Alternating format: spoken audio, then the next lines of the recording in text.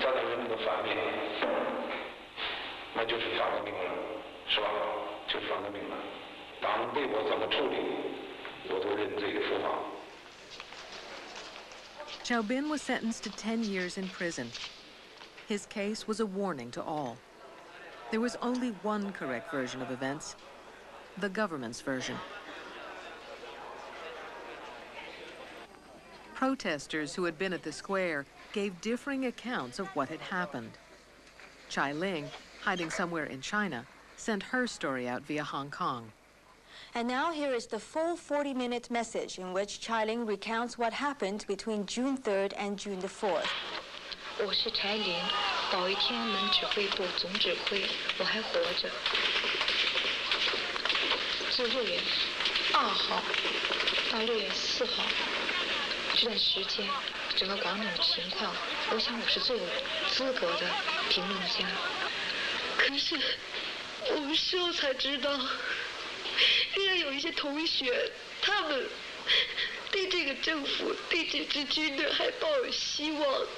他们以为顶多是军队把大家强行的架走，他们太疲劳了，还在帐篷里酣睡的时候，坦克已经把他们碾成了肉饼。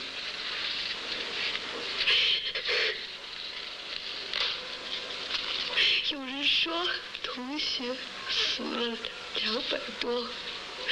也有人讲，整个广场已经死了4000多。具体的数字，到现在我们也不知道。Some people said that 200 died in the square, and others claimed that 2,000 died there. There are also stories of tanks in the square running over students who were trying to leave. I have to say that I did not see any of that. I don't know where those people did. I myself was in the square until 6:30 in the morning.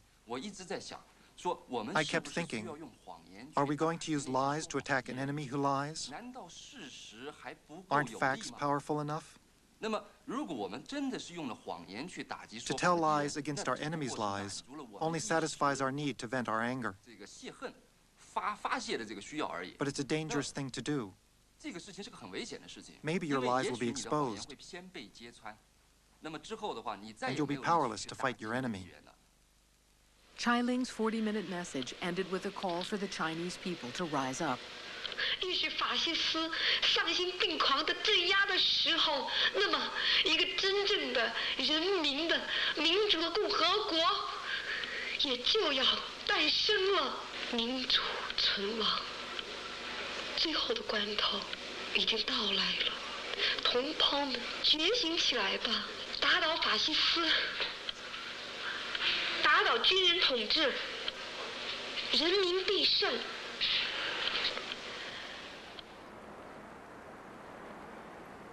There was no mass uprising. In the weeks after June 4th, the government tried to clean away the evidence of the movement and its suppression. People stopped talking publicly about what they had seen and done in the spring of 1989. At one point, everyone got involved in the movement.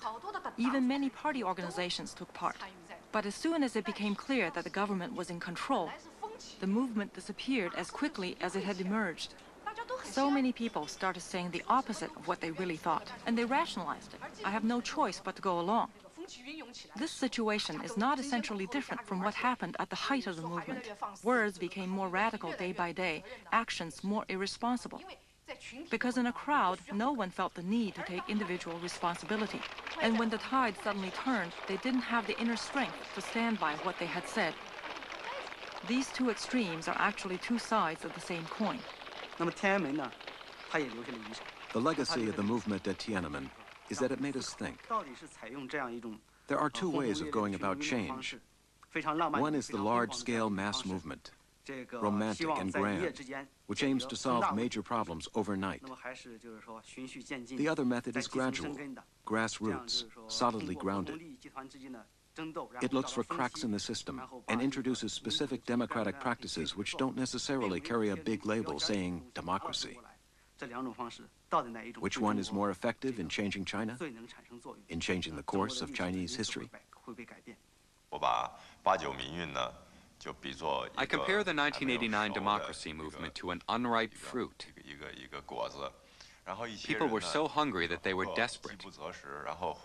When they suddenly discovered a fruit, they pounced on it and swallowed it whole. Then they got a stomachache and a bitter taste in the mouth. So should they have eaten the fruit? You can say they shouldn't have, but they were hungry. And if you say they should have, what they ate was still green, inedible. Shortly after June 4th, Deng Xiaoping appeared on television to praise the army for its heroic efforts.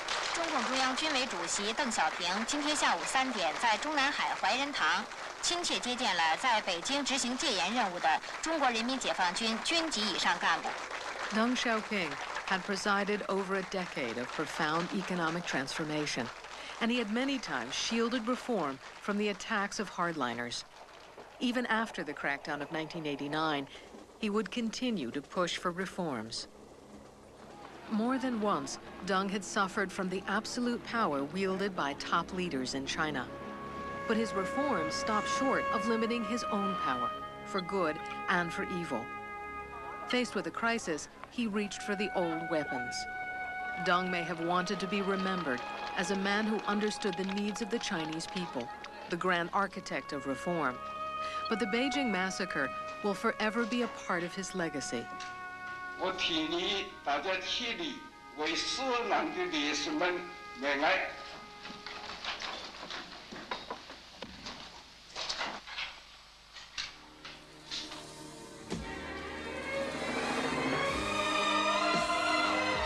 In the government's account, Tiananmen Square was now returned to the people. Once again, the revolution had been sanctified by the blood of martyrs.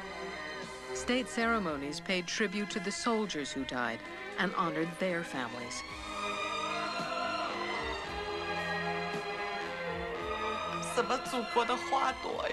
All this talk about children being the flowers of the motherland, the hope of the nation.